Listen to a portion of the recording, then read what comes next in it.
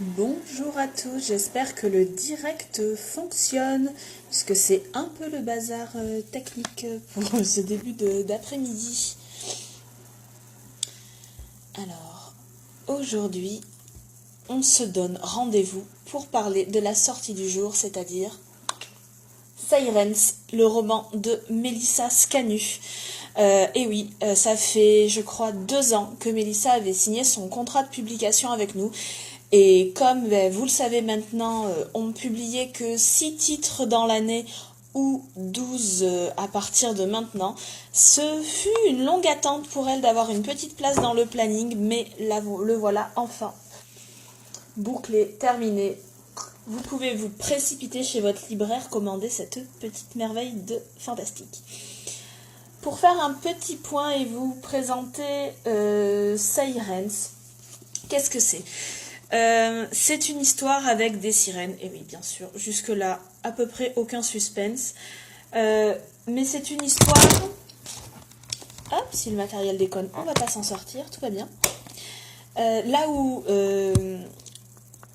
ce qui fait la force de l'univers de Melissa, très clairement, c'est la manière dont l'histoire est racontée. Vous avez plusieurs chroniques qui sont déjà tombées sur le roman, qui soulignent souvent la même chose, c'est que l'univers, il se met en place tout doucement. C'est vrai. Et on en a besoin parce que, contrairement aux livres et aux séries qui sortent et qui traitent habituellement de la thématique des sirènes, l'univers de Melissa Scanu, il se passe quasiment exclusivement sous l'océan. Je dis pas que c'est le seul livre qui adopte ce point de vue du mythe, mais très honnêtement, je pense qu'il n'y en a pas beaucoup. On n'a pas... à l'inverse de la plupart des histoires où on découvre des sirènes qui sont sur Terre ou des sirènes qui veulent rejoindre le monde des hommes, là concrètement on est dans l'univers des sirènes, des Sirens, très exactement, et on se rend compte qu'il existe 2 peuples différents. Ces 2 peuples-là, je ne vais pas vous en dire plus parce que ce serait dévoiler l'intrigue et j'en ai absolument pas envie. Je ne spoil pas le bouquin en vous disant que Faye, qui est l'héroïne du livre, découvre qu'elle appartient au monde marin et non au monde humain. C'est pas un gros spoil, c'est le début de l'histoire, c'est dans le résumé et c'est concrètement ce qui va déclencher toutes les aventures. À partir du moment où vous allez plonger 20 000 lieues sous les mers, en l'occurrence, vous n'allez plus pouvoir lâcher cette histoire. La force du bouquin, c'est la façon dont Melissa a réussi à créer ce monde aquatique avec ses règles, son propre fonctionnement, et c'est juste extraordinaire. Bonjour tout le monde, je vois qu'il y a des noms qui s'affichent au fur et à mesure. Morgane, Ophélie, Féline, Mélissa, coucou, et plein d'autres encore où je ne dois pas voir les noms tout de suite. Pour refaire un petit récapitulatif, donc je rappelle que certains d'entre vous ont eu la chance de récupérer Sirens à Mons lors de son avant-première en novembre dernier, ou encore certains l'ont reçu dans le pack 2019. Également, les personnes qui ont précommandé le livre, que ce soit les box Sirens ou le livre seul, ont dû recevoir, voilà, Flavien qui nous dit que les box c'est arrivé, super.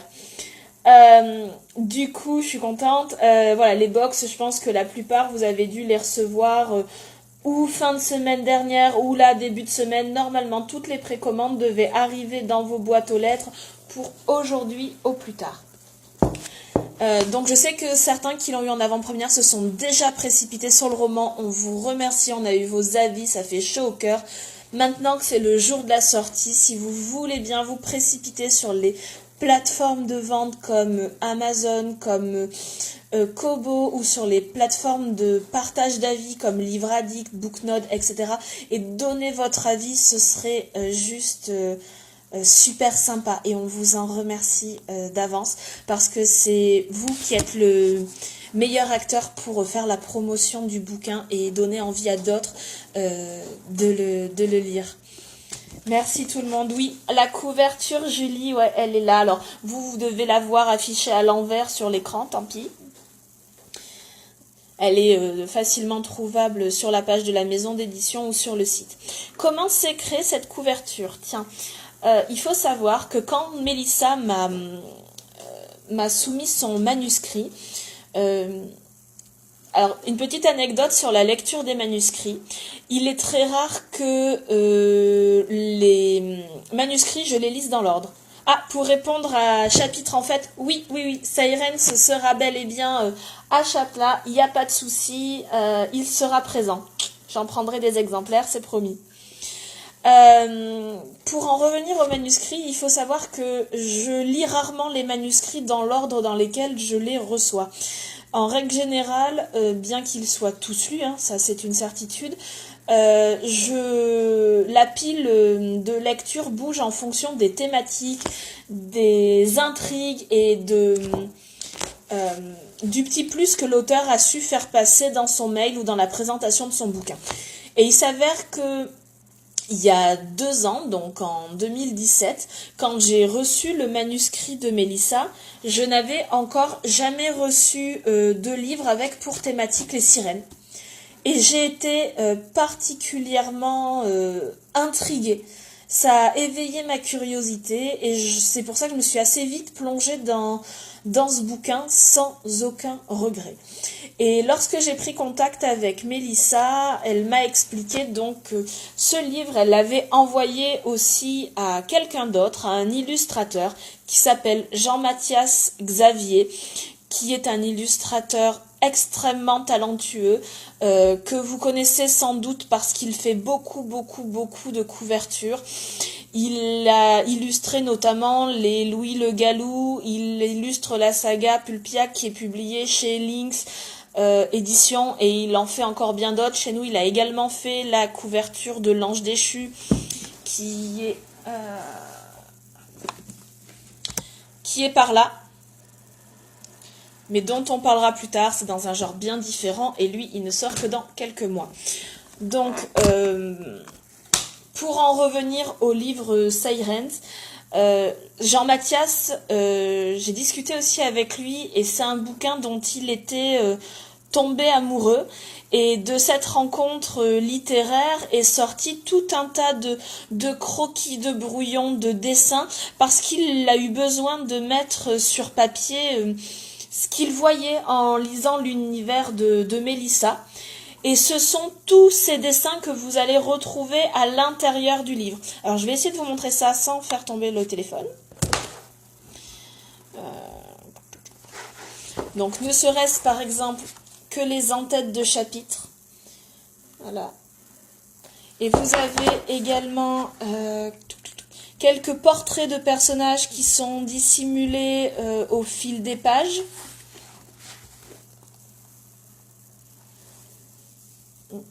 Voilà. J'espère que vous voyez bien, c'est pas particulièrement pratique. Et on a également, voilà, vous pouvez retrouver comme dans le glossaire ici. De toute façon, je vous invite vraiment à feuilleter le bouquin. On a essayé, même dans la version e-book, de vous glisser les images pour que vous puissiez en profiter. Je pense que l'affichage dépendra des tablettes que vous avez malheureusement. Donc concrètement, si vous voulez vous faire plaisir visuellement avec ces très beaux dessins, il faudra davantage craquer, je pense, pour la version papier. Petit détail donc sur la couverture. Il s'agissait d'une des premières images, d'un des premiers croquis réalisés par Jean-Mathias, même si donc fait qu'on voit ici était dans l'autre sens, donc tournée comme si elle était sur la 4e de couverture. C'est le seul élément, on a fait un effet miroir sur l'image tout simplement avant qu'il ne la colorise et puis qu'elle devienne une réelle couverture. Enfin, le dessin représentait à lui seul parfaitement l'univers. La question, le choix juste de cette couverture a rapidement été bouclé. Voilà. Donc si vous avez des questions au fur et à mesure que je présente, surtout vous n'hésitez pas parce qu'il y a des choses sur lesquelles je peux passer un peu vite et auxquelles je ne pense pas tout simplement. Donc voilà. Bonjour Audrey, hop, j'en vois d'autres qui arrivent au fur et à mesure. Concrètement, l'univers de Sirens, vous êtes également plusieurs à avoir posé la question suivante. Est-ce que c'est un one-shot ou est-ce que c'est le début d'une série? Et B, c'est et l'un et l'autre. Pourquoi? Parce que Sirens, dont le sous-titre c'est Rivage, est prévu initialement comme une trilogie. Cependant, les 3 tomes écrits par Melissa Scanu peuvent se lire de manière indépendante les unes des autres. Ce qui fait que l'histoire, vous avez une histoire intégrale de début à la fin dans ce tome-là. Point barre. Les autres, pour l'instant, ne sont pas encore prévus au catalogue. On vous tiendra au courant si ça arrive et si ça arrive, quand ça arrivera, tout simplement. Donc, vous pouvez plonger dans l'univers de Sirens sans aucune retenue, sans avoir peur de vous dire il va falloir que j'attende je ne sais combien de temps pour avoir la suite. Non, non, non. La fin de l'histoire, vous l'avez dans ce livre-là. Voilà. Encore un autre dessin, j'espère que vous allez bien le voir. Voilà. Il représente l'un des décors principaux de l'univers. Je ne peux que vous inviter à plonger dans ce livre sans aucune retenue. Pour rappel, donc, il est sorti aujourd'hui. Le roman papier est au prix de 18 €. Vous pouvez trouver la version numérique sur toutes les plateformes d'achat habituelles. Il faudra juste le temps que les sites s'actualisent, mais ça devrait tarder. Et en numérique, il est à 4,99 €. Sera-t-il disponible à Bruxelles le 16 février? Oui. Oui, Alexandra, il n'y a aucun problème, il sera disponible à Bruxelles, mais attention, Mélissa ne sera pas là par contre. Mélissa sera en dédicace à Atrébatia, à Arras, sur le même week-end, parce que malheureusement, cette année, les 2 salons tombent en même temps et les auteurs n'ont pas le don d'ubiquité, malheureusement pour moi. Donc, Laetitia sera à Atrébatia, avec Sandra Trinam, Sandra Moyon et Angel Arkin, tout en sachant que Sandra Moyon et Angel Arkin ne seront dédicaces que le samedi, et le samedi après-midi pour Angel. Voilà. Sinon, petit point pour Bruxelles, vous pourrez y retrouver Laetitia Danae avec Rosen. Vous pourrez y retrouver Lena Jomae avec Les Oubliés et Blood Witch en avant-première. Elodie Serrano avec Les Baleines Célestes. Julie Joyce avec Semblable. Voilà. Je pense que je n'ai... Et Sarah Klein, oui, la pauvre, j'allais l'oublier, avec son roman De l'autre côté de l'eau. Voilà, je pense que je n'ai oublié personne sur les dédicaces à Bruxelles. Sinon, je m'en excuse, il n'y a pas de souci, vous pouvez retrouver le planning des dédicaces sur la page de la maison d'édition ou sur le site internet. À partir de quel âge peut-on le lire? Ça, c'est une question donc de Julie, question très intéressante. Sirens est clairement, donc il est classé en collection Azur, donc les collections, vous les voyez avec les codes barres un peu qu'on a changé. Collection Azur, c'est-à-dire collection jeunesse. À mon sens, à partir de 9-10 ans, c'est tout à fait... c'est un livre qui peut être tout à fait lu. Après, ça dépend des enfants, ça dépend de leur niveau de lecture, parce que malgré tout, c'est pas au niveau de l'histoire ou de la violence ou quoi que ce soit que ça risque d'être compliqué, c'est juste de l'épaisseur du bouquin. Et il y a des enfants qui ont un peu de mal. Après, si c'est un bon lecteur, il n'y a pas de souci, il n'y a pas de limite d'âge. Vraiment, Sirens, c'est pour tout public. vous pouvez vous éclater avec cette histoire. Si vous avez aussi envie de la découvrir avec des enfants, vous pouvez également. Certains lecteurs l'ont fait pour de l'autre côté de l'eau, où les parents faisaient la lecture le soir à leurs enfants et ça permettait à tout le monde, à toute la famille de découvrir un univers en même temps et de prendre plaisir à découvrir un univers commun. Et ben avec Sirens, vous pouvez clairement recommencer, que vous soyez adulte, enfant, ado, ça marche. Ce bouquin est entraînant, ce bouquin est addictif, ce bouquin est dépaysant et je ne peux que vous conseiller de le lire. Voilà. Donc, je rappelle pour ceux qui arrivent en cours de route qu'on parle de Sirens, qu'il est sorti aujourd'hui, qu'il est commandable dans n'importe quelle librairie, qu'il est commandable également sur Amazon. Attention, avec les versions papier commandées sur Amazon, ce ne sera pas la même qualité que celle-ci. Voilà. Quoi dire de plus? Je rappelle également que Mélissa Scanu est en dédicace ce samedi-là à l'espace culturel Leclerc de Outreau. Voilà, vous pouvez vous rendre là-bas, vous pouvez repartir avec le livre dédicacé. Sinon, le week-end d'après, elle sera à Atrébatia, à Arras. Voilà un petit peu dessus. Si vous avez des questions, surtout, vous n'hésitez pas à les poser. Oui, Alexandra, il n'y a pas de souci. Tu auras l'occasion, je pense, de la croiser à d'autres reprises. Ça ne devrait pas être trop problématique. Donc, si vous avez la moindre hésitation pour commencer ce bouquin, eh bien, il faut pas. On n'est pas...